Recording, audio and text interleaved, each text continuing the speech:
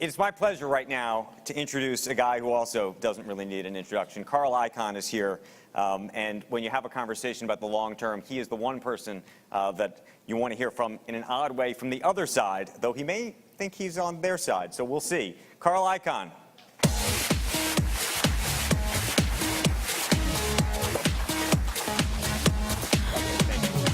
How are you? So Carl, thank you for coming and being our cleanup batter, if you will. We've had this conversation all day now about the long term, the short term, buybacks, dividends, the pressure that corporations feel from activists, and the role that activism has played in some of those decisions. And I wanted to get your take, just straight up and down, as to whether you think you are contributing to short-term behavior or long-term behavior? Well, I think that activists aren't all the same. There are many different types and many different kinds. And from my way of looking at it, over the years, one of the reasons I came is Andrew called me up and said, you know, they all talk about short-termists, and you've held all of these stocks so long, you ought to come and talk about it at the Deal Book. And I generally don't do this, but I made a list. I'll just read it very quickly because nobody wants to hear me read anything. But you look at the companies that we bought over the years, I'm surprised myself about the long-termism that we do. So ACF, I own 31 years. I hate to admit that I have these stocks this long, 31 years. And then I looked at American Railcar Industries, 23 years. Federal Mogul, PSC Metals, 17 years. Federal Mogul, 14 years. Viscase, 14 years. Exo, 14 years. Vector, 13 years. American Casino, 11 years. National Energy, 11 years. West Point, 11. And it goes on and on. And many activists are not short-term oriented. I can't say all of them are. It depends. I mean, if you have partnerships and people want to get returns, I guess you have to be somewhat short-term oriented. But the real money that I made over the years is holding companies for 7, 8, 9 years and keeping them. I've looked back. We bought casinos, and you got to buy them when nobody wants them, really. I mean, that's the real secret. You buy things. It sounds very simple, but it's very hard to do. When everybody hates it, you buy them. And then when everybody wants them, you sell it to them. And that's what we do. And we go in and we clean up a company. There are many companies in the country that are very well run, but many are terribly run. And you don't have corporate democracy. You still don't. So you have people that run companies that aren't bad people, but shouldn't be running the companies. They're way over their heads. Or they have different agendas. So if you think about it, this is corporate America. If your uncle left you a vineyard, or a beautiful vineyard, beautiful apple orchards, beautiful farm, they left you the vineyard, say, congratulations, that's great, you're going to be on the vineyard, you're going to enjoy yourself, have all this money rolling in, and then 8 months later you see your friend, I see Andrew, I said, what happened, how you doing? Terrible, terrible. I said, Andrew, what's the matter? He said, oh, the vineyard's okay, it's nice, but the manager, the guy that manages it, he plays golf all day. He has a plane that he rents for himself and his parties for his girlfriends, and he really doesn't do any work, and he sells little pieces here and there, and he won't give me any money. I said, what are you, crazy? Get the police and kick him off. But that's corporate America for a lot of it. You go to corporations, and this is how they act, and they believe that they own these companies, and they don't really care. And the reason I made so much money over the years is that you hold these people accountable. And it's amazing. And some of these boards are good. You know, the boards are usually buddies with the CEO, but a lot of them listen to us after you get there for a year or two. And the reasons we make all this money, not I'm a brilliant stock picker. I don't think anybody is. I think that we get in, we find that there's problems, and it doesn't always work. And it doesn't work you have to wait many years at times. But the problem with our country, and I think we're going to pay a price for it sooner than we think, is that many of our companies are not run well. Now, that is not to say that many of the companies we own don't have good managers, and that there are many other good managers and good boards around. But if you ask me the future and what we think here, I just had the opportunity to listen to Stanley for a few minutes because I got here a little early, and I was listening to him, watching him on the TV there, so I could hear him real well. And I think a lot of what he says is right on, that there are going to be real problems, that we're walking into a minefield with what's going on with the Fed. I mean, we can go on and on about this, but I think we got problems. I want to get to the Fed, but just come back to me on activism for 1 second, which is when you look at that list, do you consider that the activist list? Meaning, are all of those active? Are those situations where, in each case, you consider those an activist investment or those straight-up investments? And the reason I ask is, for example, right now you're going after AIG. We can talk about it. But one of the things you want to do is break that company up. I assume that you want to own that company only for the period of which it would be that it would get broken up and then you'd want to leave, no? Not necessarily, sometimes, a lot of times. But you talk about activist lists, let's go for the first one. I still own it, 31 years, ACF. Well, let me tell you a little story about ACF. I don't mind, you can listen a few minutes, have your drinks a few minutes later for something, but I'll tell you the fast little story here. So I was a kid, 31 years ago compared to today, and I see this ACF, and I'm a workaholic, and I keep working on companies. I see this company sells for $30, and I'm looking at the rail cars they own, and I look at all the stuff that they got. They don't make any money, and I look at I'm an old gray and Medad guy. I still am, and you look and say, this is so cheap. So I take all the money. By that time I had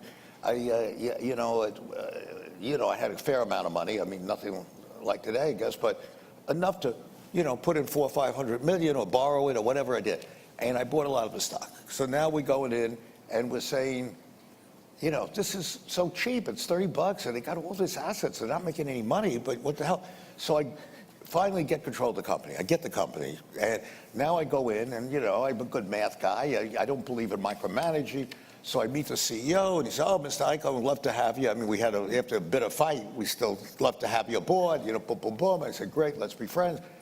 So they manufactured rail cars. I won't bore you with the details, but they had a lot of companies. And in the rail car business, the secret is very simple, that you make rail cars, but the government wants to incentivize you. So the government says, okay, in other words, you can depreciate the rail car over 5, 6, 7 years, but you can keep it for 40 years. So you get this great depreciation, so it's great tax incentive. So the secret is you got to make money, though, to use the tax benefits, right?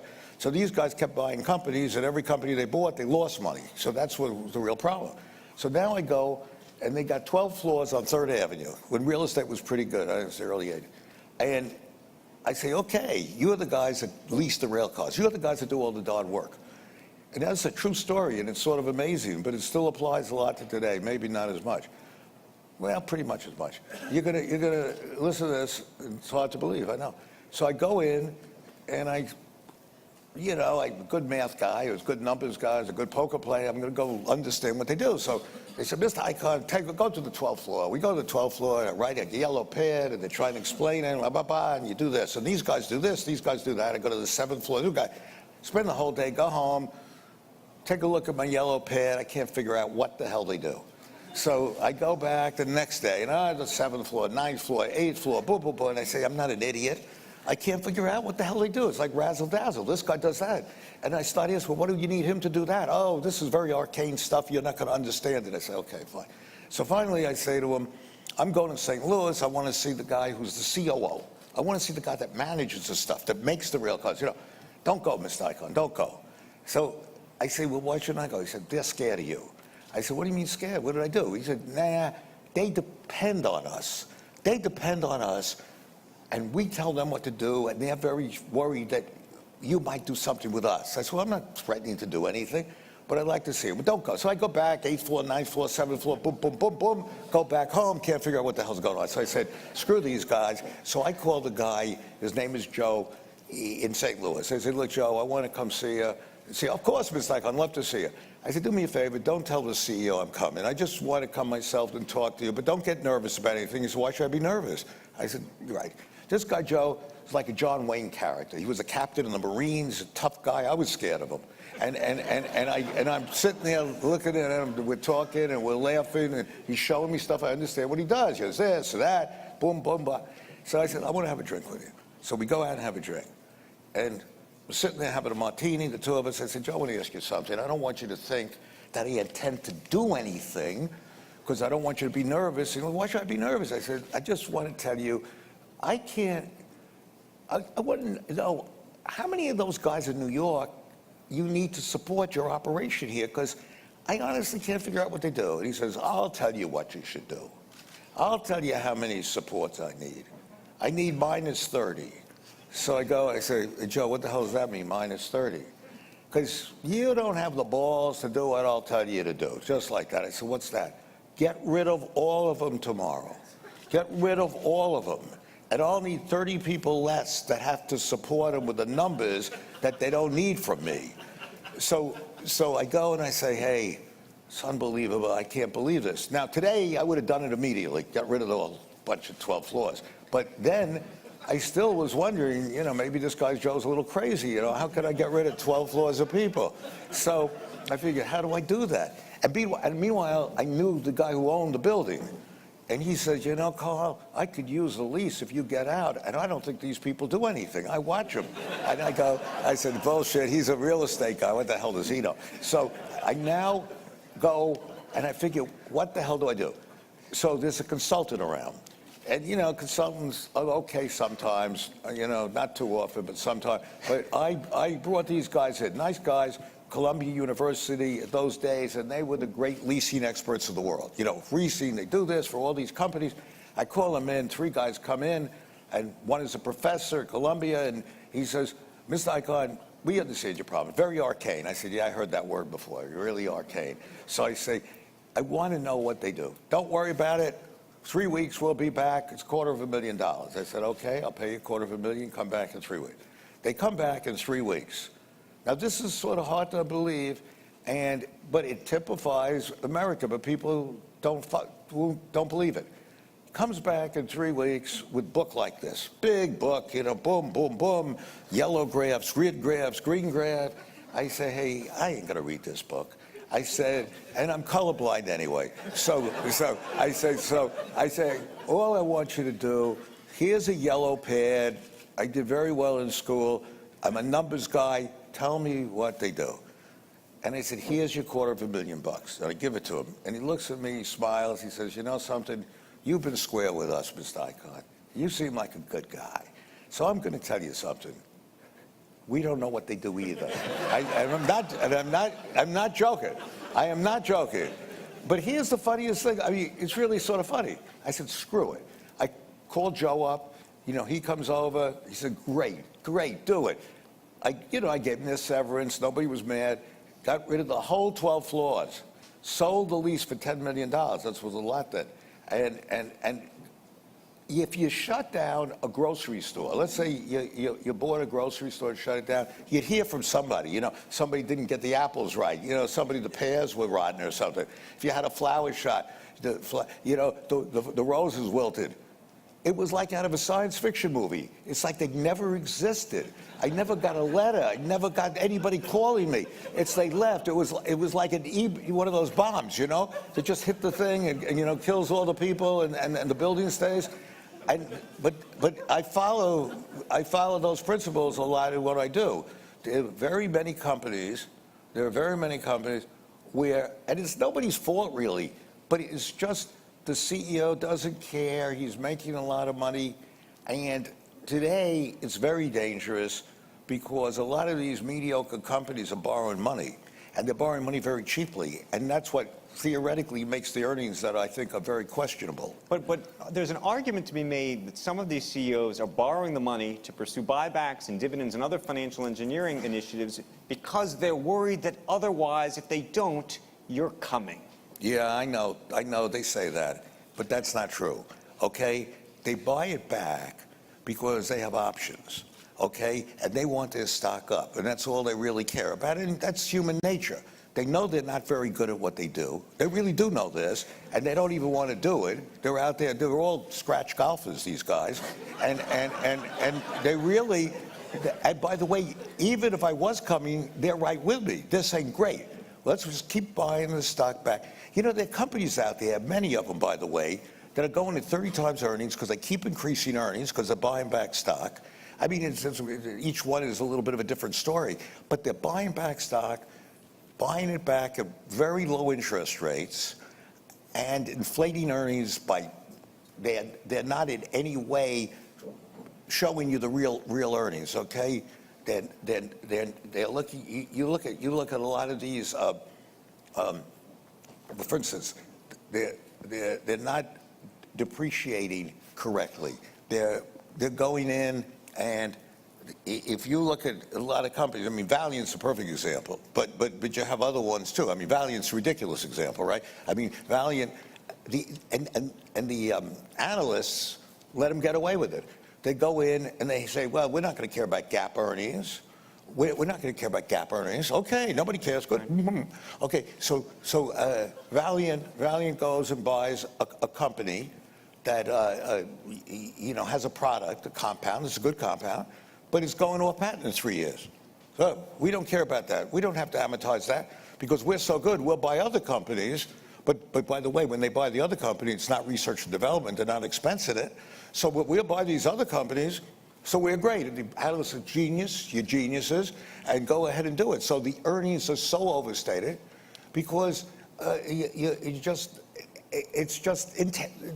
take a lot of companies, take intangible assets, goodwill, you don't amortize it when you give guidance. So your earnings are way overstated in this country. You mentioned Valiant. Did you listen to Bill Ackman's phone call last week? No, I didn't listen to him, but I can imagine. I know what he said. I'm not mad at Ackman anymore. We're not going to get into that. We're friends. We're friends. I mean, in quotes, we're friends. I disagree with him completely. I disagree with him completely on Herbalife, but so and I'm you not must going to disagree with him on Valiant. I'm not in Valiant. I don't want to say I'm not completely in it, but I'm not going to tell you where I am with it. But that's not the issue. The issue really is and I don't even want to use Valiant. I'm using a concept. Valiant, they're picking on Valiant in a way because a lot of companies are doing the same damn thing. A lot of companies overstating earnings in this country. And you could just look at it and I mean, this is what I do for a living. I mean, I know a lot of these companies just overstating earnings. One day, there's going to be a day of comeuppance, okay? And it's going to be a very tough day or a week. I agree a lot with what Stanley said, but you don't know when. You have real problems. I mean, not to go back to a thing, but I was reading something today, while I was working, that, what is it, Alliance Bernstein says that these ETFs are very unsafe, and they are. They are. These ETFs, to coin what Buffett said about the derivatives, they're weapons of mass destruction because what stands behind an ETF are bonds that don't trade. I mean, ask Larry Fink, and he's a good guy, and I like him, and we're friends, but ask Larry Fink, if he doesn't think they're unsafe, is he going to guarantee liquidity? So when people want to get out of the ETF and they want to sell the bonds that are behind them, who the hell's going to buy those bonds? Is Larry Fink going to buy them? Right. Okay, that's my whole point. BlackRock's not going to buy them. With friends like these, between Bill Ackman and Larry Fink, these are great friends. Let me ask. Hey, I never said anything bad about Ackman. Well, let me just ask you. But I'm not saying anything bad about Fink. Fink does what he does, and he does a great job. He sells that stuff, and it's a great job he does, and he does just what he should be doing. His job is to make money for BlackRock, and he does it. But I will tell you that these ETFs, it's not just ETFs. The whole system is really on a precipice to some extent. But let me just go back to activism for one last second, and I'm going to take you out of it. I'm going to put it actually on Bill Ackman, which is to say that there are activists that are sometimes right and sometimes wrong. And I'm going to use Bill in that he has had great success at certain times, but Herbalife has obviously turned out, at least thus far, not to be that same success. And if you were to look at, for example, JCPenney, you could see real damage that took place as a result of that. Do you worry about making the wrong decision yourself?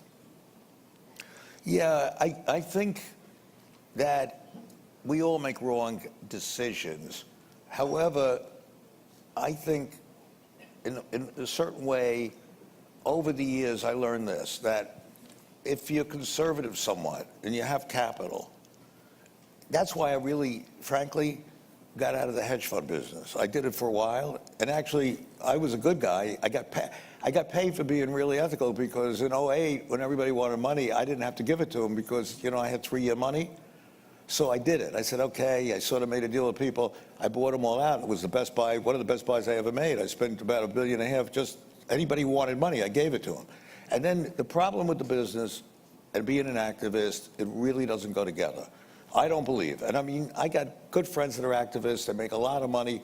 But the problem is if you don't have permanent capital, relatively permanent capital, you get caught in this kind of quagmire where you're going to hit cycles. I mean, look, we're losing money in Chesapeake, for instance. Not a lot because we made money the first time, right. But Transocean, we're losing a lot of money. Actually, the energy we did well because CVI worked out for us. But my point to you is that in a strange way, some of these companies, I know it sounds completely anti-intuitive to you, and you're not going to believe me, but I don't really mind them going down because I know in my mind that I'm going to buy more of them. I'm waiting to buy more of all these companies. I know it sounds anti-intuitive, but I've done that all my life. When these companies go down, I have the money and the buying power to do it. Then you can laugh and say, well, what if it really gets a depression? But I tell you, I was a big buyer in '08 and '09 of a lot of companies. You have mentioned AIG. It's in the news. You do want to break up that company. You're going to see the CEO, I believe, on Thursday. The CEO was on television. He's coming to see me. He's coming to see you. You don't go to you don't go to see him. What is that conversation going? What is that going to be like? Just sort of bring us inside the room. What happens? We're really very friendly. I could make you laugh at my expense. That's okay. Because I'll tell you this. It's sort of funny. I have these CEOs. In this case, I'm only gonna meet him in my office. But there was one, I think, and he was laughing, when we were going after Family Dollar. So this guy comes in from Tennessee, come up, have dinner at my apartment, and we come in there. And there, I knew we would never, he, in my mind, and he's not a secret, wasn't the guy to run this company, but he was coming up just to schmooze a little. And he comes up, he's a nice guy, but he's laughing. He comes up, and he says, and we have a terrace, and I make a martini, and I said, have a martini. He said, I'd love to have, he really did it. He says, I'd love to have a martini. I'd love to, but I must keep my wits about me for this meeting. I said, it's not going to help you.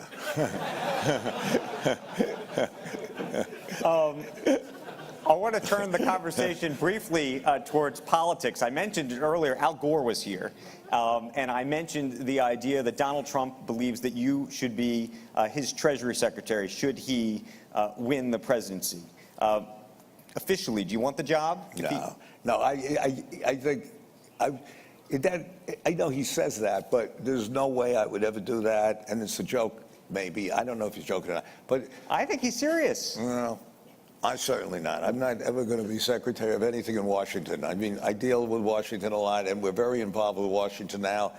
And by the way, I have to tell you something, that Washington has tremendous gridlock, and we all know that.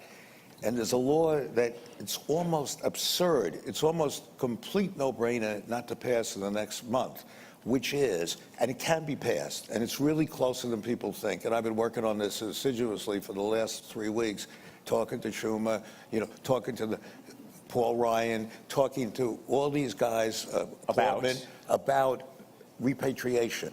In other words, we need a law that allows these companies, before they're moving out, like Pfizer. And so, so you're against inversions? Definitely, there shouldn't be inversions because we got to keep these companies in the country. Against is not the right word. It's just ridiculous. But I don't blame guys for doing them. In other words, Warren Buffett said it. He said, look, I have a fiduciary obligation to my company. If the law allows these, then people are going to do them, and I don't blame them for doing them. But what you have to do, and it's so simple, is to change the law. The only ones that don't really want to do it seems to me, because I've spent the last literally week on the phone talking to all these guys, senators and congressmen, on the Ways and Means Committee in the House and on the Finance Committee. Everyone to a man says we definitely should do this. Now, what you do is pass a law, and you say, this money that these companies made over there, they're right not to pay taxes on them. Because you know what? Because they made widgets over in another country. And they pay tax in that country. Why And you think there's a realistic chance? You think there's a realistic chance? I'm hoping, and I'll be proud of myself if we get it done, but I'll be proud of the congressmen and senators that do it. I really do believe that Ryan wants to do it, Schumer wants to do it. I think they all want to do it. The fight is that you have these two, in Washington, the problem isn't that these guys aren't, I find a lot of these guys that I talk to on the phone in Washington, I know you're not going to believe this, a lot brighter than some of these CEOs I talk to. So, you know, I really mean that. So it's not that they're not bright, but the trouble is that they're dug in, that the left wing of the Democratic Party is dug in on one ideology, and the right wing of the Republicans are dug in. And so the argument is, if we do this and pass these aversions, there's money we're never going to get. There are companies that are going to leave, like Pfizer. And as we sit here, they're more and more planning to leave. And it's very, very, very bad for this country if that happens. We're going to lose jobs, and I think we're much more on a precipice economically than other people do. Maybe Stanley, who just talked to you, thinks so. But what I am saying to you is that the left wing of the Democratic Party said, why should we forgive those taxes? And you say to them, but you don't, but you're never going to get the taxes. Then it's not your money. You're never going to get them. They're not going to be repatriated. And they're going to not only not repatriate it, but leave the country. So it's idiotic. Well, we think it's wrong to lower the tax. And on the Republican side, say, we should take the money back, let them take the money back, and don't charge taxes at all. So it's really almost, it's almost like in a fantasy world, Alice in Wonderland. These two sides are so dug in against each other. But I think in this case, it would be so bad for the country that if you don't pass this, that what is going to happen, there could be a lot more Pfizers. Look, Warren Buffett did it, Pfizer did it. There's going to be a bunch of companies, like you say, you know, the CEO likes to buy stock back. The CEO also likes to make money for his company because his options will go up and inversions make your stock go up. And therefore, there's going to be a lot of that happening if they don't pass this in the next 3 weeks or month. I want to open up to questions in 2 seconds. Let me just ask you very quickly. Are you supporting Trump, just so we know? Yeah, I'm supporting him. He's your candidate. When I say he's my candidate, at this point, I don't see who else I would support. I want somebody that's going to shake up Washington, get rid of that problem with the right wing being so crazy and the left wing being so crazy. And I think you need somebody that's not just a politician, but somebody that can go and do it from the outside.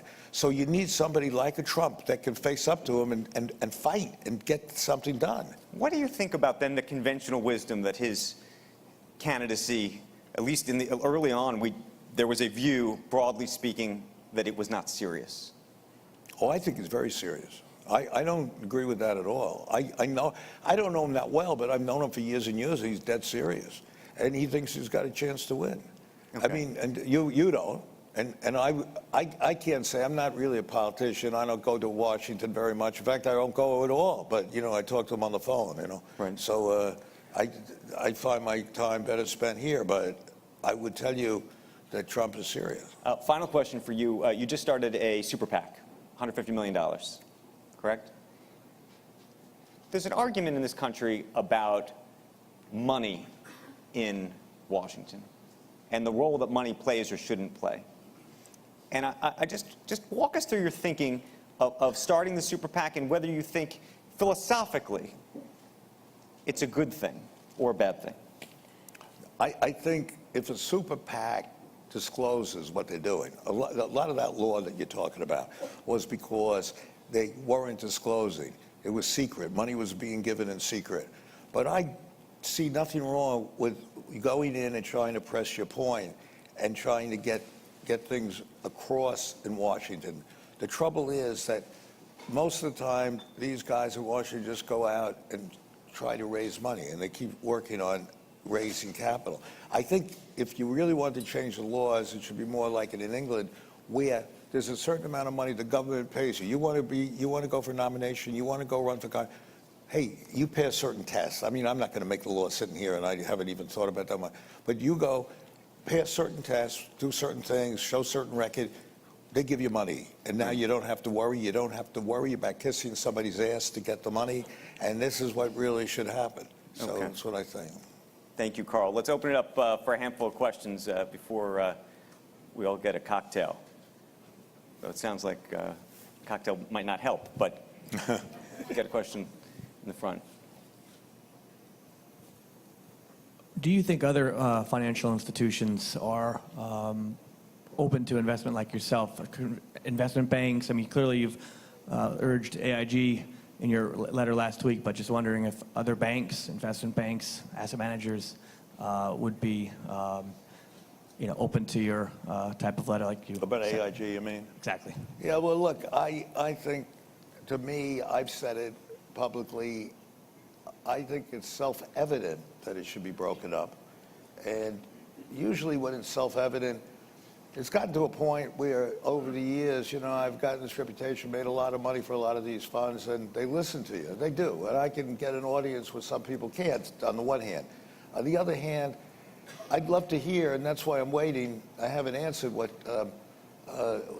Hancock said today, what Peter Hancock said today, because, he reached out to call and to say, I want to come up and see you. So I'm saying I might as well hear what he has to say. Frankly, I can't understand why you can't do it.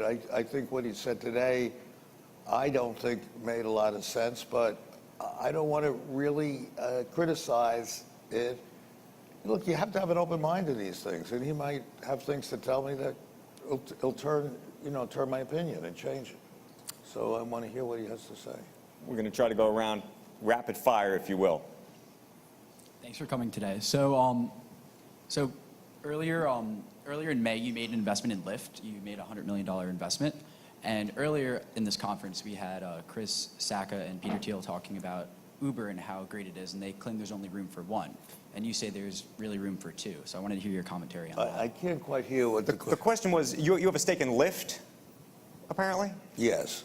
And Chris Sacca was here earlier today, one of the early venture investors in Uber. Yeah. Peter Thiel was also here. He's an investor in Lyft. The question, I think, is whether you think that there's an opportunity for two of these companies to coexist, sort of in an AT&T Verizon-like model, or whether this is a winner-take-all networking effect business where only an Uber could win the game. Is that a fair? Yeah, well, obviously, I wouldn't have put $100 million in Lyft if I thought only one could exist. So I think it's sort of self-evident that I wasn't just giving $100 million away because Zimmer's a nice guy, So, but I will say, as an old arbitrageur, it's almost, I think, completely absurd that Uber sells for $55 billion and Lyft sells for $2 billion. Now you can say $2 billion is too low. It was too high, and none of them are worth anything. But if somebody was willing to pay $55 billion, in the old days, I would short that and buy Lyft, but I can't short Uber, so I just buy Lyft. And I think that it has a very good shot. Yeah, I think so. All the way in the back. You got a cheap seat, so there you go. Thank you. Mr. Icahn, I have a question regarding disclosures and for short positions. The New York Stock Exchange has proposed that the SEC make hedge funds disclose their short positions as they do longs. How do you feel about that? Whether they should disclose what they're short is like. Yep. I haven't really thought about it. I believe in disclosure, but then you can't really. I have to see exactly what they put out. I never gave it any thought, really. Yes, sir. Yep. Mr. Icahn, you mentioned earlier about Valiant, and Valiant has been criticized for being unethical, buying companies with product and then firing all the employees and then boosting the stock, boosting the price of their medications up to 5,000%. Do you have any feelings about it with investing, whether the company that you invest in is ethical or not? Yeah, I certainly come from the old school where your handshake was your word. It sounds corny, and you don't have that as much today. But to get back to Valiant, I want to make it clear, I'm not here to criticize Valiant, or is that my purpose in bringing that up? My purpose of bringing it up is that many companies today, if you really study the earnings, they don't even amortize intangible assets. There are many assets that aren't amortized. So I think earnings are overstated, and the S&P is really going, when I did a fair amount of work on it, going to 23 times earnings, not 17, which is way too high, especially when you have zero rate interest rates. So I'm not telling you the market's going down tomorrow and go short it tomorrow, or even next week, or even next month, or even maybe next year. But you have a real problem in this country. The earnings aren't there, even though you have low interest rates. I wasn't out to criticize Valiant. I was more out to criticize the way you report earnings. The earnings, many of them, are overstated, and as Valiant, in my opinion, is. Okay, we're going to sneak in 2 more questions. You, sir, you've been very patient over there. Carl, I'm going to do this to you so you can get your microphone a little closer to you. Okay. Okay. Hi, John Ostreich. So earlier today, Larry Fink was here, and he said that that they are very engaged with the companies in their portfolio in terms of they just don't do it publicly. And so I wanted to ask what the difference is in the 2 processes from your point of view. Why is it that it seems like there's fewer changes by asset managers as opposed to activists? And does it have something to do with a different process? Does it have something to do with the way a security analyst looks at things as opposed to maybe a private equity investor? Is it something about long-term strategy versus operating strategy in the short term? Well, look, as I say, I like Fink. He's a good guy, but I do not think you could in any way categorize him as an activist who really, I know he disagrees with this, but I don't think they do very much. They're an index fund. Their job is to raise money for the index, and there's a bit of a different agenda here. They're dealing with companies that give them money and buy their funds. So when they give them money and buy their funds, why are they going to throw them out? So why should there be a threat? Now they say they do look at it and they do study it, but I have to tell you, I don't think they ever voted for me, and I've seen them somewhat. But to make another point, I think a lot of these other funds are becoming much more oriented toward activism, meaning I can't tell you, a lot of these funds call us up and say, you ought to be looking at this company or that company, because these funds are overweighted or underweighted against the index funds, which is helping the activism somewhat. Yes, ma'am. Hi, my name is Narelle. I'm a student at the City University of New York. I wanted to just ask you if you have a few quick tips or advice for students from non-target that are trying to break into the industry and kind of stand out of the crowd. Yeah, you want to get into the industry? Yeah. Okay. Good idea, bad idea? No, I don't think it's a bad idea, but I think things are going to be difficult. It's just me saying it. I think it's going to be tough over the next few years. I think the public, I'm trying not to be pessimistic for next week or next year, but the public, I think, is going to have a great problem in what they're doing. You've got these bubbles that are forming, that have formed, these bonds